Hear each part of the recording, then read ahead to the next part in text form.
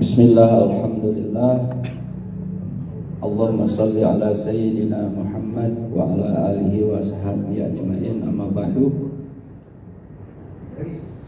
Pengurus Majelis Zikir Al-Huda MDA yang sama-sama dihormati dan dimuliakan Allah Subhanahu wa taala. Semoga kita senantiasa ada dalam rahmat, inayah, hidayah Allah Subhanahu wa taala. Amin. Kita bersyukur bahwa kita sudah mulai dengan kegiatan syiar kembali, walaupun belum secara utuh, dalam rangka peringatan Maulid Nabi kita Muhammad SAW yang diselang bersatu. Mudah-mudahan menjadi langkah awal untuk kegiatan kedepannya. Yang terdekat insya Allah sebelum Ramadan, dalam rangka peringatan Isra dan Mi'raj, terus menyambut Ramadan, bahkan kita ada bazar insya Allah. Nanti kita akan kembali rapat ya. Walaupun ketuanya sudah terpilih Pak Haji Togar, alhamdulillah. Tinggal memenuhi perangkat-perangkat yang lainnya, insya Allah. Dan juga ada sehat. Kemarin saya jalan-jalan ke Banten Lama sama ke Anyar. Harusnya berempat, tapi Pak Junaidi ngasuh cucu katanya.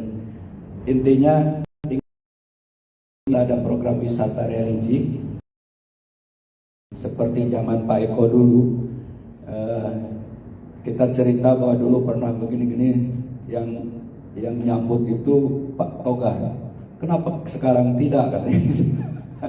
Nah, sekarang kita coba. Inginnya Pak Haji Togar itu November, tapi November minggu berapa belum ditentukan juga. Dan kebetulan saya sudah minta resign sementara sampai Desember. Mungkin saya minta cuti untuk tidak umroh dulu. Seharusnya 15 Oktober sudah berangkat karena kesehatan. Ingat saran Pak Eko, sayangi badan. Nah, jadi saya istirahat dulu Pak. Dan untuk itu Januari program umroh MDA spesial khusus MDA, kita akan buka umroh dengan harga yang cukup. Gua bilang silih mulut. Setelahnya itu Rabiul Akhir, silih mulut, kemudian Rojab, Sa'ban, Ramadan, jadi 4 bulan lagi puasa. Rasanya baru kemarin. Berarti beberapa minggu, mungkin bulan-bulan depan lah kita intenkan untuk rapat mempersiapkan itu supaya lebih baik acaranya, dan supaya mendekati Ramadan. Jadi jangan pas-pas mungkin di akhir-akhir Rojab atau di awal-awal Sa'ban mungkin perayaannya, supaya tidak jauh kepada bulan Ramadannya. Itu berarti kedua-dua. Qala al-musannif rahimallahu taala, ini ada wa kasukhriyati bismi min asma'ihi ta'ala awa'idihi mimman la yakhfa alaihi nisbahu dzalika ilahi subhanahu wa ta'ala. Termasuk kepada murtad dalam perbuatan, kayaknya udah. Faslun wa yajibu ala wali sabiyyi wa sabiyah zaini ayyamurahuma bis-shalah wa yu'allimahuma ahkamuha ba'da sab'i sinin wa yadribuhuma ala tarkiha ba'da asyari sinina kasaumi aw taqahu. Jadi pasal tentang pamannya, sama dalam hukum pernikahan. Kalau ayah sudah nggak ada, maka bisa kakaknya. Laki-laki nggak ada, maka bisa ke paman. Semua nggak ada, maka wali hakim. Alhamdulillah, walaupun saya nggak punya anak istri cewek, sudah 2 kali saya jadi wali adik saya. 3. Itu tentang watar, udah tahu masalah itu sudah tamyiz. Tapi tamyiz masih balik itu dewasa. Puasa dalam kacamata fikih adalah sudah punya kewajiban sendiri untuk melaksanakan sholat, puasa, dan kewajiban-kewajiban yang lainnya. Nah, di usia tamyiz itulah wali wajib memerintahkan kepada anaknya itu atau putrinya untuk melaksanakan setelah umur 10 tahun, seperti gak puasa atau gak sholat. Tapi wayadribahuma itu mukulnya itu goero, di kitab yang lain dijelaskan goero mubaroh, yang tidak menyakitkan. Jadi pukulannya itu pukulan tarbiyah, pendidikan.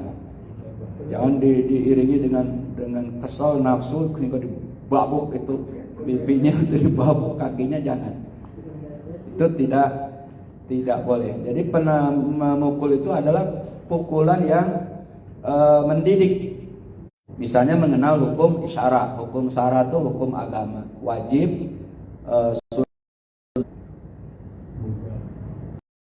haram, mubah, makruh.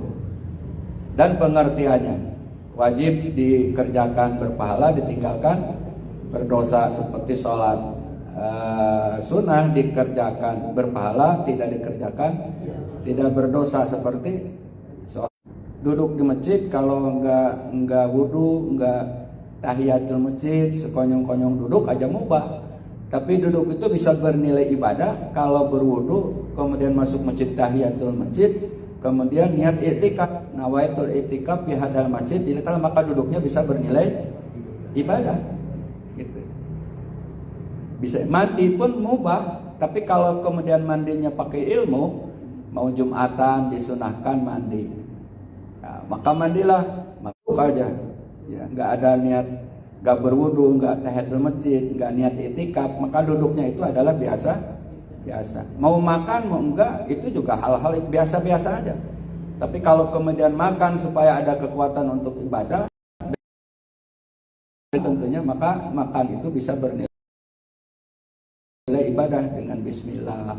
Maka ada hadis Nabi, kalau orang makan gak membaca bismillah, maka setiap suapnya itu dibantuin setan. Ya, ditemenin setan. Kayak hubungan suami istri, main gapruk aja, maka nggak gapruknya itu dibantuin. Ya udah dapat kenikmatan, juga dapat pahala, maka setan menjauh. Nah, itu yang mubah. Kalau yang makruh itu dikerjakan, ditinggalkan, berpahala. Misalnya merokok. Nah, ingetin tak yang merokok. Merokok ini, maaf, kesepakatan para ulama, istimanya para ulama itu sebetulnya Imam Bukhari dari Rusia mencari hadis sehingga beliau terkenal hadis, Imam Muslim, model-model yang begitu. Itu tingkatannya sekedar sampai makruh. Nah, yang sekarang ini tingkatannya sampai haram. Rokok itu adalah haram. Kenapa? Dalilnya kata Quran, sesuatu yang menyebabkan tingkatannya itu sampai makruh. Makan bau-bau, ada di kitab tuh bau-bau kayak pete, jengkol juga. Durian berlebihan sampai pusing, bukan makruh lah, bisa haram itu malah. Jadi yang berlebihan menyebabkan were dalam bahasa Sunda, pusing, mabok, itu bisa jadi haram. Jadi kalau gitu yang haram bukan dari masalah yang haram, tapi yang halal pun bisa menjadi haram. Gitu.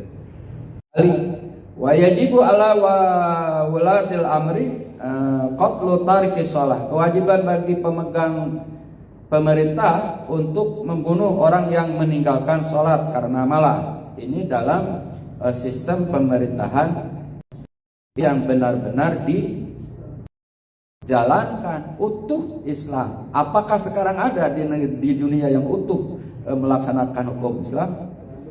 Jawabannya bisa dijawab sendiri. Ya, saya lihat di Mekah juga orang yang ninggalin sholat nggak dibunuh. Pemerintah akhirnya dihukum nggak begitu. Tidak seperti itu. Pada intinya kalau memang totalitas hukum Islam yang berlaku totalitas, ya seperti itu dalam hukumnya. Dengan kaslan itu karena malas, gitu ya. Illam yatub, dan jika tidak tobat, wa hukmuhu muslim. Orang yang meninggal sholat karena malas, itu wajib juga diperingati. hukumnya masih tetap Islam. Iya, dia tetap hukumnya masih orang Islam, kecuali kalau dia disuruh tobat gak mau, kemudian terang-terangan mengingkari tentang kewajiban sholat itu, maka bisa dihukum kufur. Dalam totalitas hukum Islam wajib dibunuh. Lebih payah dari orang hidup kepada orang yang mati ketika dia mati. Kita kan nggak tahu dia sholat, kita juga nggak tahu dia di kantor tidak sholat atau tidak, padahal dia di kantor juga sholat. Nah, oleh karena itu dalam hukumnya tetap dia muslim. Nah, sekarang ini kan banyak yang pahamnya itu agak gimana gitu ya. Dia kelihatan tidak sholat, dihukum. Tidak tahu dia sudah balik lagi ke Kristen enggak, bahwa dia secara hukum yang asal sekarang itu adalah muslim. Itu. Tapi kalau memang benar-benar dia tidak kembali ke Islam, tidak tobat, dia menyatakan mengingkaran bahwa saya kufur atau kafir, nah itu tidak ada kewajiban menyolatkan secara hukum Islam. Itu terakhir, wa yajibu ala kulli muslimin amru ahlihi anfusakum wa ahlikum. Nah, wahai orang beriman, jagalah dirimu dan keluargamu dari siksa api neraka. Termasuk istri kalau tidak sholat, maka kewajiban suami. Kalau anak tidak sholat, kewajiban daripada orang tua. Kalau istri nggak ngaji, juga kewajiban seorang suami. Dan juga dibolehkan, misalnya seorang suami nggak bisa mendidik masalah agama, maka boleh diwakilkan kepada orang yang bertanggung